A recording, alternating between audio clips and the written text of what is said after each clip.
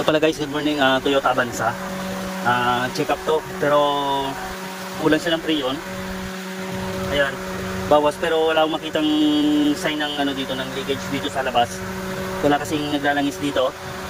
Yung pati yung mga connection, yung mga fittings na tinignan ko na walang naglalangis. So kulang lang siya, yan, wala nang 30 yung karga niya.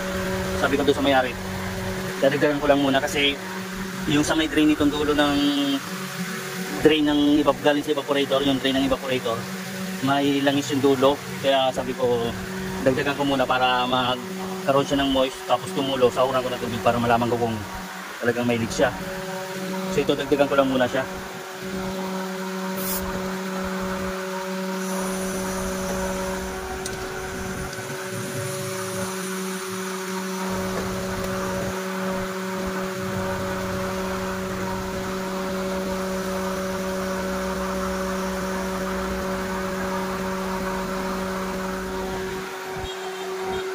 Tapos i-cleaning ko na rin siguro to evaporator niya, ay ito condenser niya. So walang makita kasing sign ng ano dito ng leakage sa labas. Ayun, yung mga fittings niya malilinis lahat. So bali ang duda ko dito yung evaporator niya, baka may leak na siya.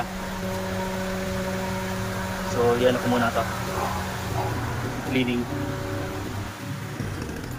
I-off ko muna yung engine niya.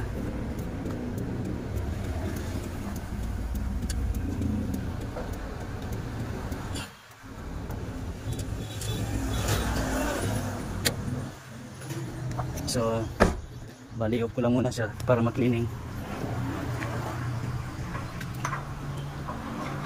Bapakion po.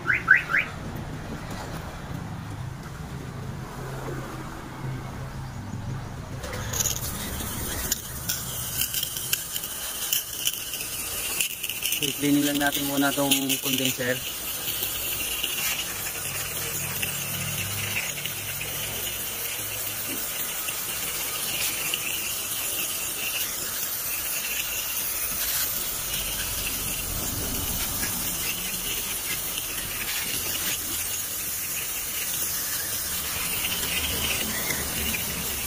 So ayan, madumi.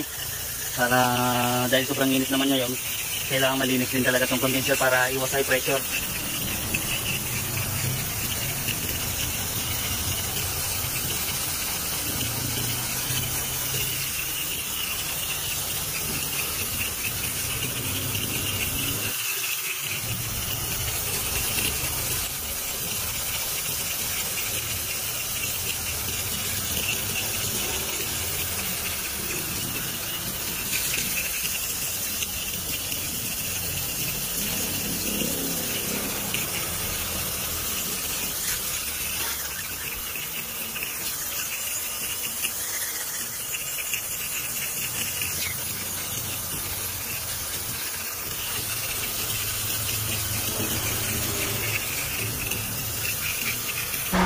So start na to guys, para kompleto na natin yung karga.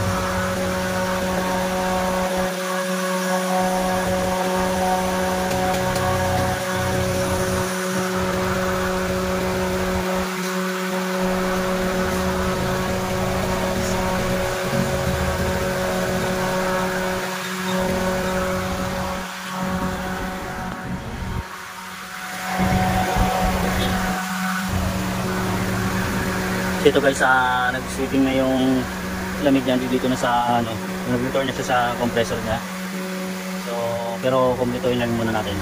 Saka mainit masyado yung loob, kaya medyo mataas pa tong dito sa gauge, pero bababa ito pag namamig na naman doon sa loob.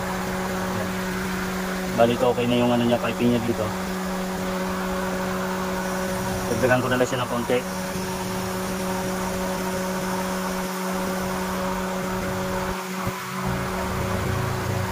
Ayan. Sasahuran ko ng ano to, yung sa drain niya. Pagka tumakas na yun, tumutulo na siya, pumapatak na yung tubig niya. Ano ko, sahuran ko para malaman kung may leakage ba siya sa evaporator, kung may sumasamang langis. So ayan guys, okay na yung lamig dito sa loob. Oh. So ang ganda na ng lamig niya, kompleto. Bumaba na rin yung gauge kasi lumamig na yung loob niya. So kaya sakto lang din yung karga niyan. Ayan. Tayo ko lang tumagas yung drain niya para masahuran ko. Tapos matagas eh.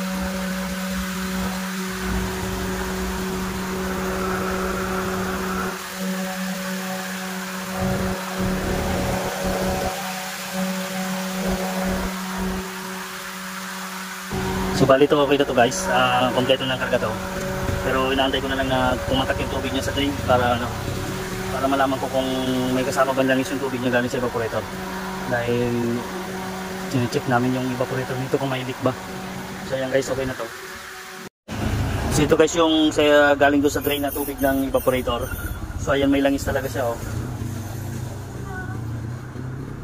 Ayan oh.